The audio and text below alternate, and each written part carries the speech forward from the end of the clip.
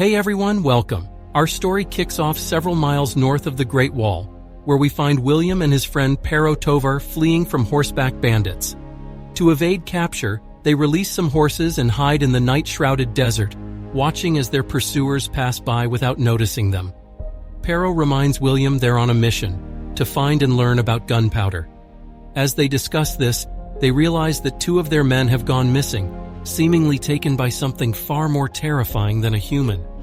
Suddenly, a massive beast charges at them. Ready for a fight, William and Pero attack and manage to kill it. William suggests they take the creature's hand as proof so they can identify what kind of monster they've just faced. Come morning, they're once again pursued by bandits but find themselves at the gates of the Great Wall. Out of options, they dismount and choose to surrender to the Chinese army rather than fall into the hands of the bandits behind them. Once captured, the commanders at headquarters inspect the beast's severed hand. Commander Lin interrogates William, asking where he found the hand. He clarifies it wasn't found, it was taken. Lin translates his words for the other commanders and explains that while they're familiar with these beasts, the timing of this attack is alarming. She asks how they killed it, and William claims he did it himself, though no one believes him. Only when a soldier points out the green blood on his sword do they start to take him seriously. Lin then asks why they're here, and William begins explaining that they're there to negotiate. Lin argues that they should be executed, but one commander disagrees. Before any decision is finalized, an alarm rings out. A fresh attack is incoming. The general orders that William and Pero be locked up and the troops be prepared for battle.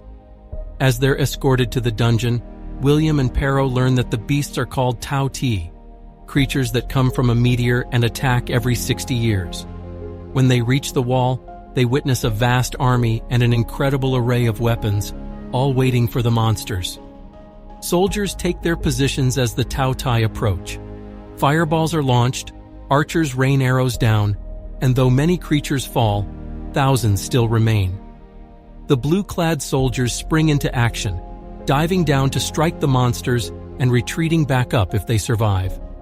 William and Pero watch the chaos, noting the queen of the beasts in the distance. The army fires volley after volley of fireballs at her, but her minions form a protective dome around her.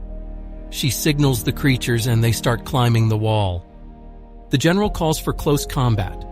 As purple-armored soldiers prepare for the melee, William and Pero realize they're in danger if they're not freed. A young soldier named Peng stares at them, and William urges him to fight. Just then, an unknown figure unlocks their chains, allowing them to join the fray. Peng charges a beast and strikes, but is injured. William and Pero rush to his aid, stabbing the Tao Tei, though it continues to fight. After a fierce battle, they manage to drive a spear deep into its mouth, finally killing it. The queen orders the Tao Tei to retreat. Lin and the other commanders approach William and Pero, acknowledging their bravery and granting them permission to rest. Later, they're awakened by their mysterious liberator, who introduces himself as Ballard. Curious about their mission, he shares that he also came to China years ago seeking gunpowder, though survival was no guarantee. At a banquet held in their honor, William is questioned about his primitive bow. He defends its effectiveness and demonstrates by shooting a cup mid-air, hitting it with incredible precision. Impressed, the general invites him to try a bungee device used by the army. Despite his initial hesitation, William agrees after Lin challenges him, and as he's strapped in, she shares that their army fights for a cause greater than food or treasure. They fight for trust. Afterward, Ballard takes William and Pero to show them the gunpowder and warns them about its potential for destruction. He hints that the best time to escape with the powder is during the next battle. Later, at a war council, William learns that the Tao Tei came to China as a curse from the gods to punish an ancient emperor's greed. Every 60 years, the creatures return to remind humanity of the dangers of unchecked ambition. If the queen reaches the capital, they'll have no hope of stopping her. One night, William, Lin, and the general spot a Tao Tei on the wall. They manage to kill it, but the general is mortally wounded. With his dying breath, he passes command to Lin. The army mourns as they honor him with a lantern ceremony, then return to their duties, discussing how they might use a strange magnet that William brought. They speculate it may have weakened the beast, and Lin suggests capturing a live one to test this theory. The following morning, fog covers the mountains. Soldiers quietly load their spears with a sedative, waiting for the beasts. Ballard and Pero, ready to escape, see the beasts approaching. The army springs into action, and William hesitates, torn between joining the fight and fleeing with Ballard. Eventually, he decides to stay and fights alongside the soldiers, helping to capture a Tao Tei. Pero and Ballard argue about their chances of escape, but Pero knows they need William's skills. Together, they pin down the creature with spears, sedating it. Ballard looks at Pero and questions how he's so sure that William won't betray him. Pero answers that he doesn't really know, but it's a gamble they'll have to take. They return to Ballard's room, where he begins to gather his stock of black powder. Later, William enters to find the room empty. The wall has a hole in it, signaling that Ballard and Pero have gone. Meanwhile, soldiers move down the Great Wall and discover a hidden cave, revealing that the Tao Tei passed through there. Lin gathers her generals and explains that the beasts now have access to the capital, and they're probably on their way. In a desperate attempt to stop them, they decide to use their new war balloons, even though they haven't been fully tested yet. Ballard and Pero make it to the gates and attach dynamite, but it doesn't explode as expected. Pero goes to investigate, and as he approaches the gates, they suddenly explode, throwing them back. William hears the blast and rushes toward it, with the soldier he once saved following close behind. William discovers the two of them in the weapons room, preparing to escape. They try to convince him to join them, but William insists that staying and fighting the Tao Tei is more important. Pero, convinced their fate is sealed, argues that they should leave, but William rejects his plea. The others, seeing his resolve, knock him out and leave him unconscious. Back at the capital, the captured Tao Tei is brought before the emperor. His advisors inform him that the magnet is a significant discovery, but they have no idea what's coming next.